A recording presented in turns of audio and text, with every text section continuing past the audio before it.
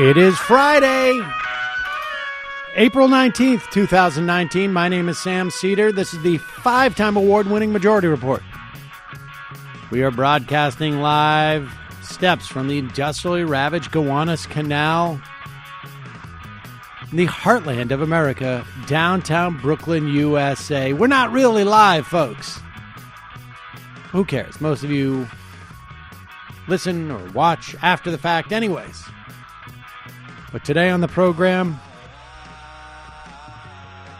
staff writer for the New York Times Magazine, Jonathan Mahler, will be with us to discuss Planet Fox, an in-depth investigation to the Murdoch family and the ownership of Fox News as it stands today. Mahler's a smart guy. This is a pretty in-depth look at, really, the individual Rupert Murdoch and now his family, which have fundamentally altered, I think, the trajectory of the governments on 3 different continents, in 3 different countries, at least, and the politics in particular, in creating sort of more virulent strains of conservatism. And it turns out, folks, some apples don't fall so far from the tree. We will get to Jonathan Mahler in just a moment. This is an example of our vacation shows. Today is Good Friday. It is also the day. Tonight is the first Seder of Passover. I will be celebrating with my family for the next 2 nights. The Passover Seder, yes, spelled exactly like my name, Cedar. That's one of the ways I can get the kids interested in the holiday for about 35 seconds. And then that wears off, and then they are not interested in it. But it is spring break. As you know, if you are a longtime listener of this show, we follow the schedule, basically, of the DOE around here, the Department of Education from New York City. When they go on break, my kids go on break, we go on break, which means that I really don't get a break. Because, it's fun hanging out with the kids, but after a while, it starts to become a job. Because it's hard. 2 kids, I'll be solo. Taking them to Florida, hopefully can keep them occupied. You doing Disney? We're not doing Disney. Good. That was probably a mistake.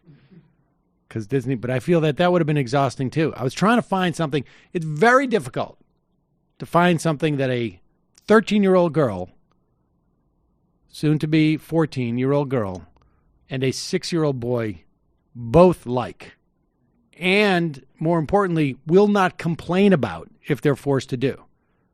So in one instance, I could take the 13 or 14-year-old, I guess it's only a couple of days away from now, so she's still 13, on a ride, and of course the 6-year-old can't go on it, and vice versa. So that's why we can't go to Disney. I went to Disney around 14, and I was disappointed by how lame all the rides were. Yeah, well, you would think they were a lot lamer if you went on rides that a 6-year-old could go on. Yeah. So, but vacation has started. We've got a whole week's worth of pre-recorded interviews that are fantastic, frankly. But before we get to Jonathan Mahler, I should tell you one of today's sponsors is Skillshare. Anyone who goes to skl.sh/majority-report2 is going to get 2 whole months of totally free access to Skillshare's entire library of super quality online courses and tutorials. Skillshare is a vibrant online learning community that offers courses on everything from design to video editing, photography, business, technology, cooking, meditation, everything in between. There are Skillshare courses for everyone. You'll have no problem finding courses that will be useful to you both in your personal and professional life. Whether you want to sharpen your skills with something you already love doing, or you want to learn how to do something totally new, Skillshare has you covered. They have courses for entrepreneurs, courses on computer coding, web development, personal nutrition, learning new languages, Photoshop, you name it. So right now, I'm going up to Worcester. I'm not as I speak to you, but I'm heading up to Worcester. And my whole plan is, when I have a little bit of time, is to dig into some entrepreneurial things. I am not a great business person,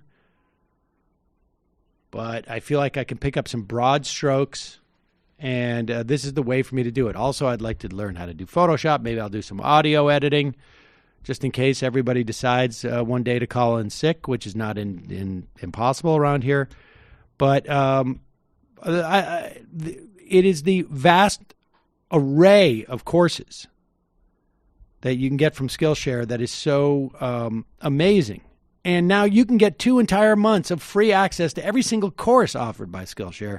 Again, go to skl.sh/Majority Report 2. Just think of everything you're going to have at your fingertips for 2 whole months for free. Again, that's skl.sh/Majority Report numeral 2.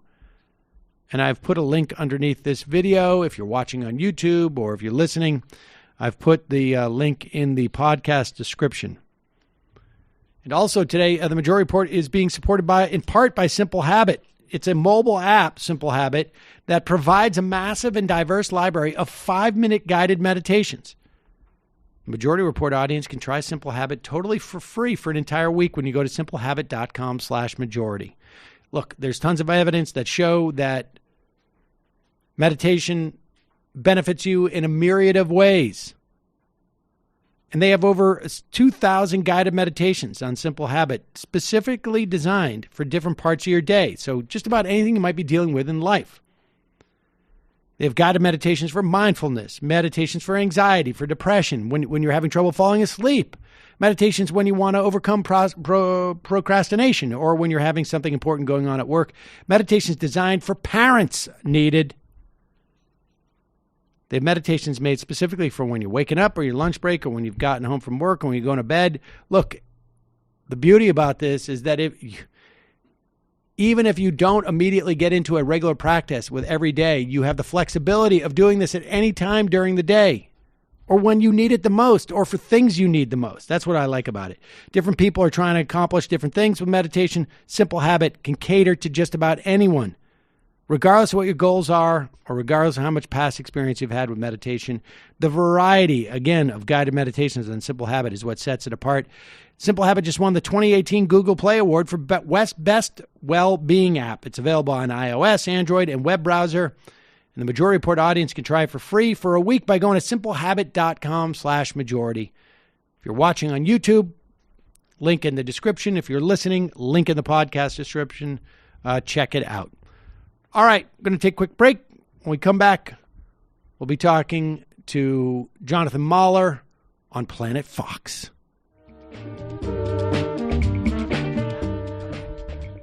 We are back. Sam Cedar on the Majority Report on the phone. It is a pleasure to welcome to the program author and staff writer for the New York Times, Jonathan Mahler. Jonathan, welcome to the program. Thanks for having me, Sam. So how Rupert Murdoch's empire of influence remade the world. This is a massive undertaking by yourself and Jim Rutenberg in the New York Times magazine. Is it in the magazine or is it interactive? I mean, I don't know how, I guess. It's both. I mean, it's in the print format is the magazine, and, digitally they kind of did a big rollout on the website. And basically, you put into context the political role of the Murdoch empire, I guess, and also the machinations. And I should say we're recording this on April 8th, and we're about 7 days away from the premiere of the final season of Game of Thrones. And there's a little bit of quality of Game of Thrones to this that I think it's like there's which I found, I guess, sort of stunning in a way. But before we get to the sort of the machinations on who took over the company and how, Let's just place the Murdoch, I guess, brand or lineage in the context of politics, because this is Rupert, for the most part, has fundamentally changed not just our politics, but like politics broadly speaking. I mean, that's not really an overstatement, is it? No, not at all. I mean, he is, I think without question, the most powerful media mogul in the English-speaking world, and sort of like he kind of leverages that power through like literally dozens and dozens of newspapers around the world, numerous news channels, international news wire, until recently a massive Hollywood studio, basically, he's a businessman. He's a kind of an empire builder in the sense that he is all about kind of territorial conquest, wants to just keep growing and growing and growing. And he's also a conservative. I mean, in many ways, like the ideology is in some ways kind of less important to him than the advancing of his business agenda. But, it's very much there, and he is constantly kind of pushing history to the right. And really what's happened in particular in the last couple of years is that he has sort of seized on this right-wing populist wave that we sort of first saw with like the improbable rise of Donald Trump. And, but of course we also saw with Brexit, and really we saw all over the world with kind of right-wing authoritarians getting elected far and wide. Like he really seized on that opportunity and sort of rode that wave and profited from it, and also not just profited from it, but really kind of accelerated it and amplified it. I want to get to that, because that to me seemed like there was a certain amount of improvisation based upon what you've written as to his jumping on that. But let me go back a little bit, before that, because sure. The thing about, I feel like there have been media moguls that have influenced politics in some measure or another.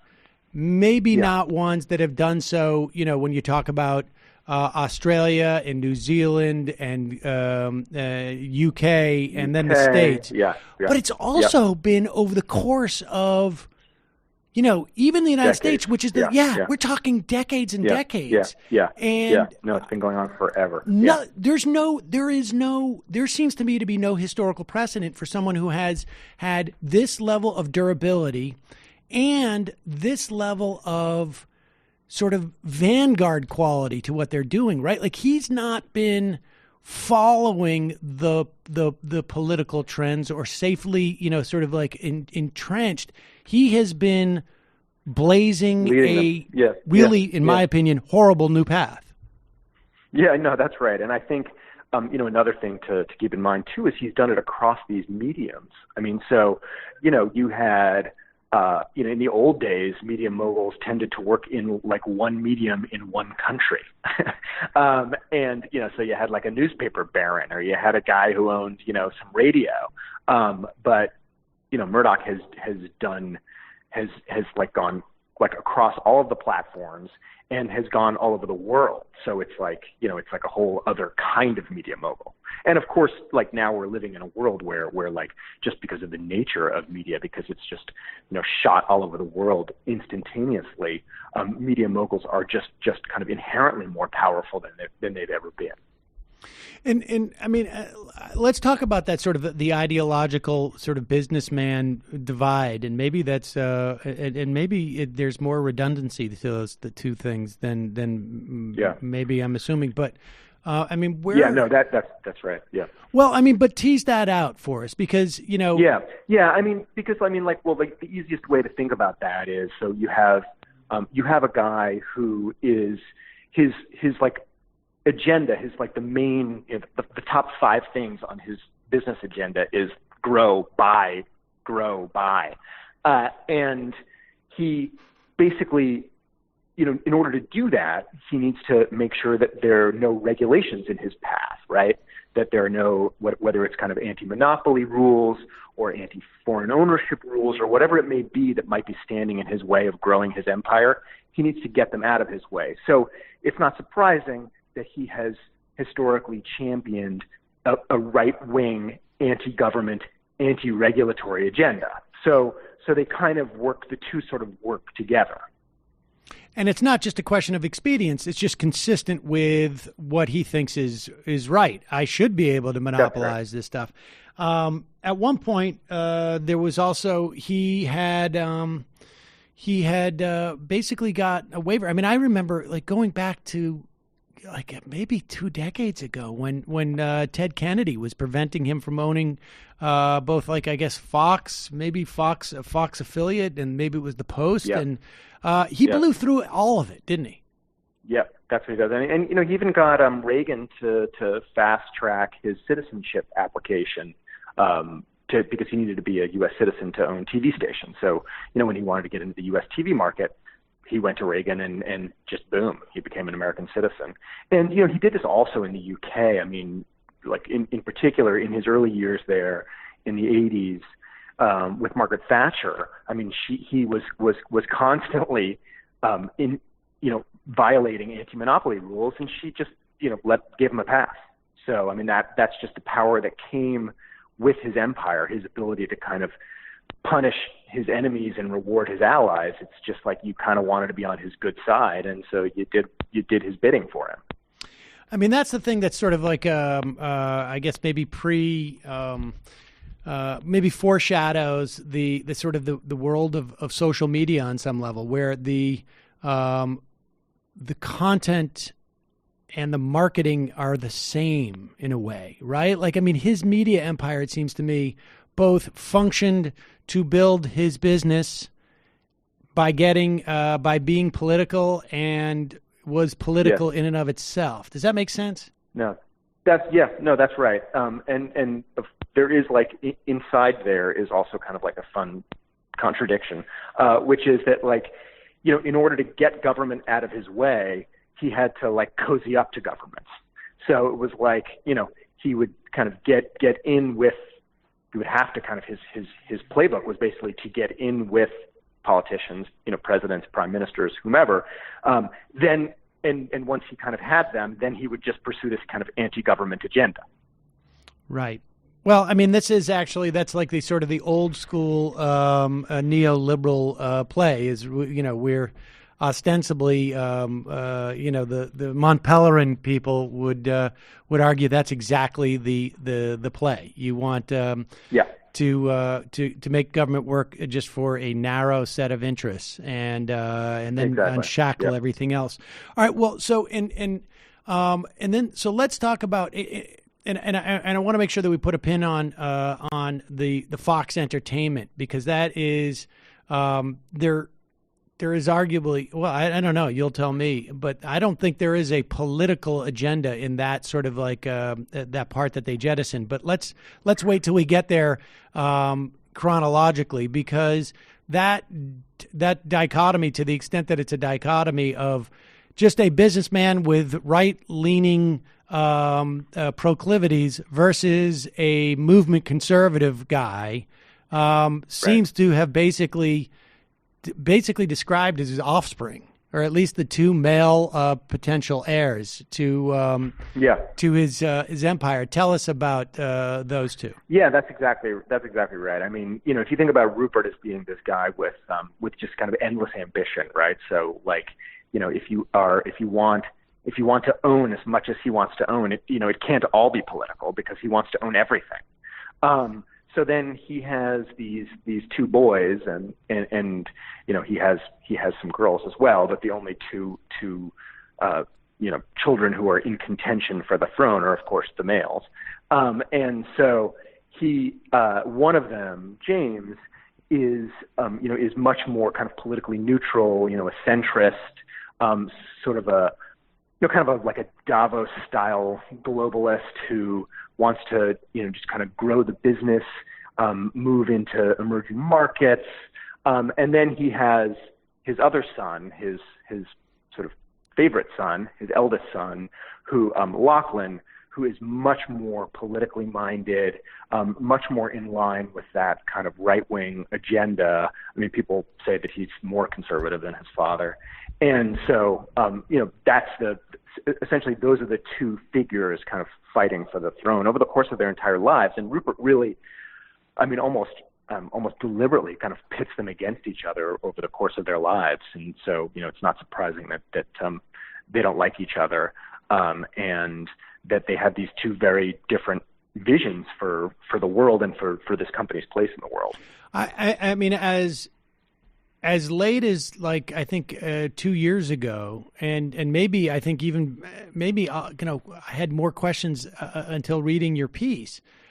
I didn't realize that Lachlan was so conservative. I mean, it seems to me, and maybe it was just I was reading the wrong things, but it seemed to me that James and Lachlan seemed more of a unit to me, where they were both sort of like James. But yeah, I mean, I think that was they've really kind of gone out of their way, or over the years, the Murdoch family kind of went out of their way to not. To give the appearance that Lachlan and James were kind of a team, that they were a unit, and they were in fact running the company together for a couple of years. So it's really only recently, really only this piece, I think, that has exposed what were these really kind of serious underlying differences between them. All right, so let's talk a little bit about this wrestling for control, and then I want to get into sort of just how, it seems to me that the Murdoch empire is a but for a lot of for Donald Trump. I mean, I want to get there. Yeah. We're not quite there yet, but just give us a little bit of a thumbnail of the back and forth between the favoring of James and Lachlan, and what was it that ended up putting Lachlan in charge of Fox News, essentially, which is obviously the most, from a political standpoint, the most important entity at this point. And I should say, when Ailes left, I think broadly speaking, there was still enough question about Lachlan that people were like, oh, okay, the ding dong, the witch is dead, and things are going to change there. Yeah. And in fact, they got, if you can sort of measure this way, worse. But just give us a thumbnail of right. James and Lachlan as they who was in the pole position at various times. Yeah. So basically, Rupert's first choice was Lachlan. He was his eldest son. They shared this kind of mutual love of Australia. Lachlan was more political, which Rupert liked. Lachlan loved newspapers. James didn't really care about newspapers. So Rupert's initial plan was to put Lachlan in charge of the company, and was kind of proceeding on that path. And then, in the early 2000s, Lachlan kind of started his ascent up the corporate ladder, and then just got into repeated clashes with some of Murdoch's kind of senior people, including Ailes. And so, it got, and Lachlan came to feel like his father was constantly siding with the senior executives over him, and he started to get really angry. And so, at a certain point in 2005, Lachlan's like, I'm out, I'm done, and he quits the business, the family business. He moves to Australia with $100 million from the family trust, and he seems to be kind of done. And at that point, James kind of starts his ascent, and then he becomes kind of the presumed heir apparent. So for most of us who've been, and James is the older family, right? James is the older. No, James is younger. Oh, James okay. Lachlan's the older. So the eldest son was the preferred choice, but once he kind of took himself out of the running, it kind of became James's to lose. And that is sort of what happened, because James was then kind of proceeding, and it looked like he was going to become the heir. And then the crazy hacking scandal happens on James's watch in London, kind of leading up to the year 2011. And then at that point, Lachlan kind of re-enters the picture, and then it's sort of not clear what's going to happen. And then in 2015, Rupert brings Lachlan back from Australia, but he doesn't quite displace James. He kind of puts them in charge of the company together in 2015. And so then that sort of is kind of this last act that has been playing out over the past couple of years. And it coincided, of course, with the rise of Donald Trump. The two of them we're trying to run the company together, but like not getting along at all, and having all sorts of problems. And then that sort of like leads to Rupert ultimately deciding that he's going to sell off a big chunk of the company, 2/3 of the company, which is 21st Century Fox, like send James on his way and give what remains of the company, which is, Fox News and his newspapers, basically like his political weapons, give those to his eldest son, who kind of shares his politics.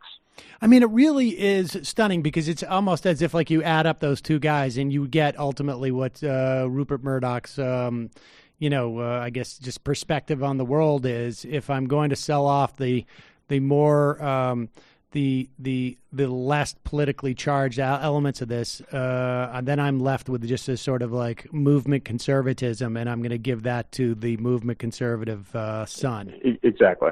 That's right. Yep. Okay, so let's just talk about, since we're up to like the selling off of 20th Century Fox, like what was. How much of an income driver was that? I mean, I understand the mass, right? I mean, it made the company a big company, but in terms of sheer profit, it seems to me like Fox News may have been like, a dollar for dollar more profitable.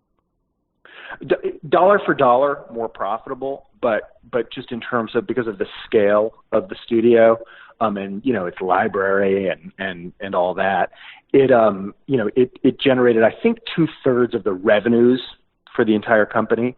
So basically selling off, Fox News is hugely profitable, certainly, but he did in sort of one fell swoop sell off 2/3 of the whole company's revenues when he sold off the studio. Right. And obviously the expenses involved in doing things like films and TV shows are much higher than it would be to do, a couple of people sitting in a desk. But absolutely. Nevertheless, absolutely. So Fox News is very cheap to produce. Yeah. Now you report that Lachlan was like, why would I want this company now that it's a smaller player? Like it's going from this massive machine to down to like this more sort of like nimble just weapon, really. Exactly. That's right. Yeah.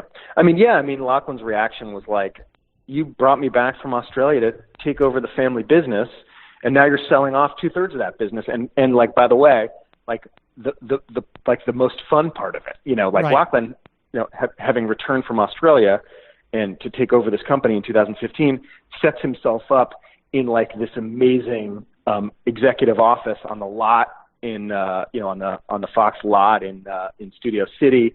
He's like a movie executive. And then suddenly, one day his father says to him that we're selling the movie studio. So even though he shares his father's right-wing politics, and he likes what Fox News does, this is still like a massive shrinking of his birthright, basically, to his mind. And, he was like, his attitude wasn't just like, how can you sell off this company? It was also like, why would I want to run what you're leaving me with? And like what that is about was not like a political objection at all. It was an objection to like basically the business model. It's like, you're giving me this like cable news channel with an audience, like an aging audience, like, what is this business going to even be in 10 years? Because, people are increasingly like, turning to streaming for news and have, cable subscriptions are like a, already kind of starting to feel like an anachronism. And then, you have this audience of like old white conservatives who are like, how much longer are they going to be around too? So I think he was like, as a business proposition, this thing is like dubious. And I would just imagine it's more fun just like hanging out in Hollywood. Yeah, I mean, if you've got that kind of money. Yeah. So what changed? Like, why is he running it now? Yeah. Yeah. With Lachlan, what changed? Why did he decide to do it? Yeah. I mean, ultimately it's this is what's left of the company. So, I mean, he could have, I suppose he could have walked away. And he may yet. I mean, this is like this just happened. Like the company just went public, like literally, 2 weeks ago. So he might decide he doesn't want to stick around. But like for now, I think it was what his father wanted. It's what's left of the Murdoch empire, and he kind of had to make his peace with it. So James, meanwhile, wants to sell out to Rupert and Lachlan, and has got his sisters also, because they're basically like, this is embarrassing. Exactly. We don't want anything to do with this company, and we don't want our they own these special shares that are special Murdoch voting shares in this company. They can't sell them to anyone else. And they don't want they don't, as you say, they're embarrassed by the company. They don't want their financial future tied up with this company. They don't trust their brother Lachlan to run this company. They just don't want anything to do with it. So they try to sell their stock to Lachlan. And he said no. And so that's where we are today in terms of like the status of owning. Yeah. All right. Well, go back just a little bit and just talk a little bit about, and I know, we don't have too much more time, but talk a little bit about how Murdoch basically, it sounded like he was going to support Clinton. He'd had a relationship with the Clintons. Bill Clinton, I think, in many respects, made it possible for his empire to flourish in this country with the 1996 Communications Act, where it reversed a lot of the ownership requirements. So, he thought, and like above all, he thought that Trump was an idiot. I mean, he truly did. He had no respect for him. He was right, but something changed. I mean, what was it that turned Rupert and then ultimately got Lachlan to basically say, "We're all in"? Yeah. Well, I think that he ultimately he decided to he tried desperately to support other Republicans during the primary. So, I mean, he was like actively, he was writing checks. He was like, writing tweets and like, promoting, everyone from Jeb Bush to Ben Carson. He wrote a $200,000 check to John Kasich. I mean, he was working to find someone else. And then at a certain point, Trump begins to feel inevitable. He has like a brief like flirtation with Hillary, but Hillary won't even meet with him because at that point she's getting challenged, of course on the left from Bernie Sanders. So she's like, she can't very well like come into Fox News and sit down with Rupert Murdoch. Right. That like would have been a dangerous move for her politically at that point. So, so he ultimately decides he's going to get behind Trump for the primary, and then, for the general election, rather. And then, the assumption, of course, is that he's not going to win.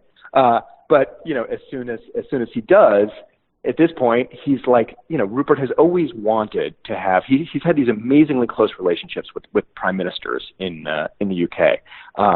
Beginning with Margaret Thatcher, but like continuing through, Tony Blair, John Major. And he's never had a relationship like that with an American president. He's always desperately wanted one. And, he immediately saw that that's what he had with Trump. And so after he like kind of throws the weight of Fox News behind Trump in the general election, Trump is basically in his pocket once he's elected. And, and that's the dream for him. It's a dream come true. And so that turns, and what was the theory behind like, we're going to pedal to the metal this? Like, we've just had all of this we've been exposed as basically being a sexual harassment factory.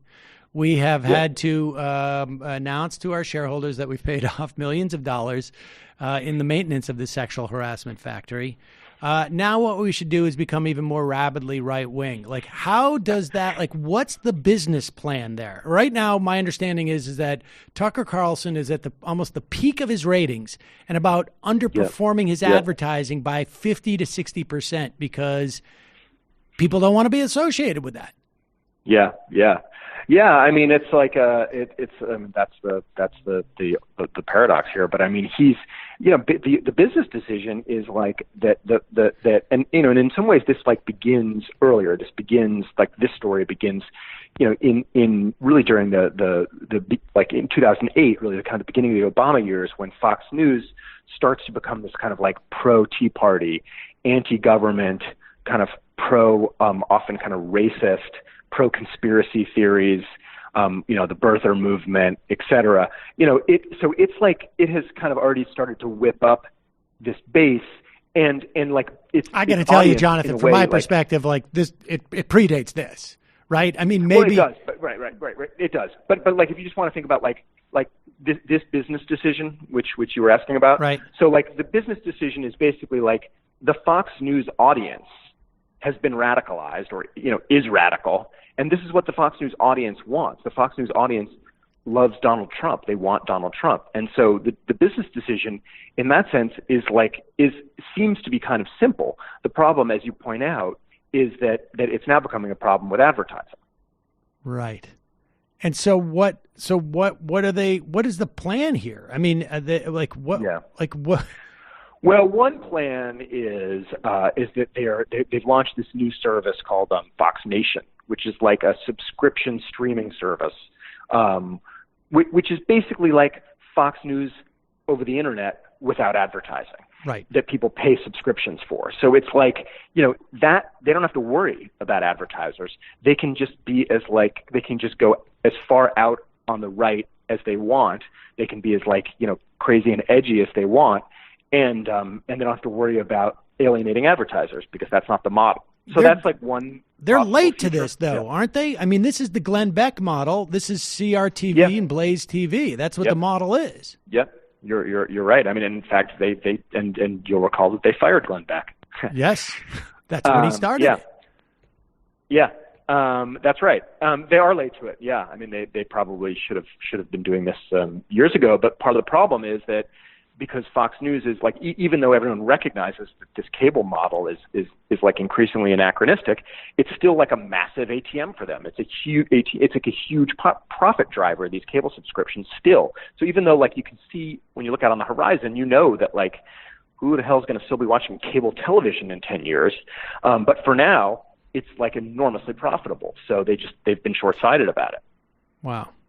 So, okay. So have you gotten any feedback on this piece from from the Fox world? Are they mad? Are they just ignoring you because they're like, you're with the New York slimes or whatever? Yeah. I mean, I think there's I'd say both. I mean, they're obviously not happy about the story, but I think that, their take on the story is, yes, of course, like the New York Times is biased, is unfair, is, everything else, fake news, the whole thing. So yeah, so that's that's been their line on this too, of course. And so really we're going to have much more clarity in the short term, do you think? Like, it's been only a couple of weeks since the company's gone public. I would imagine, I don't know, I haven't been following the stock, but I imagine there's got to be some concern with this company that's so reliant on Fox News and watching the power of because this is a relatively new phenomena in the past couple of years where corporations step back from politics. I mean, certainly within the context of, Air America was on a blacklist because because companies didn't want to be associated with something that was that controversial in terms of politics. Yeah. We've had that problem in YouTube, but this seems to me to be, a potentially lethal problem for Fox. Yeah, no, I think you're right, and I think that you think about someone like Tucker Carlson. He's, in many ways, like he's kind of the future of the network. So Hannity, we all think of as now being kind of having replaced Bill O'Reilly as like the big star at Fox News, right? But I feel like Hannity's celebrity is so bound up with Trump's, whereas Tucker Carlson is working on a different level. He's kind of pushing this kind of white nationalist, populist thing in a kind of anti-immigrant. It's like he's kind of he's part of something a little bigger, and he's younger, and so you could and his ratings are now he's now really starting to challenge Hannity. So he's enormously popular with the Fox News audience, and with the Murdochs, they love him. So you think okay, well that's where things may be going over there. But as you say, he's having a lot of advertising problems. So it does seem if the problem is if what your audience wants is something that no advertiser can stomach, then, where does that leave you? Right. Well, I guess we will have to either wait for your sequel or just watch ourselves. No sequel. We'll all see. All right. Well, yeah, I don't want to. We're going to hold you to both those answers. Jonathan Mahler, the piece is How Rupert Murdoch's Empire of Influence Remade the World. People can check it out in the current issue of the New York Times Magazine or online. Thanks so much for your time today. Really appreciate it. My pleasure, Sam. Thank you. I take all the strength I got to get to where I want, but I know somehow I'm gonna get there. I wasn't looking when I just got caught between the truth and the light bulb, but finding out won't make me feel any better. Yeah, I know the clock is ticking, but the meds are gonna kick in, and my pilot light shining bright. I get somewhere the choice was made for the option where you don't get paid.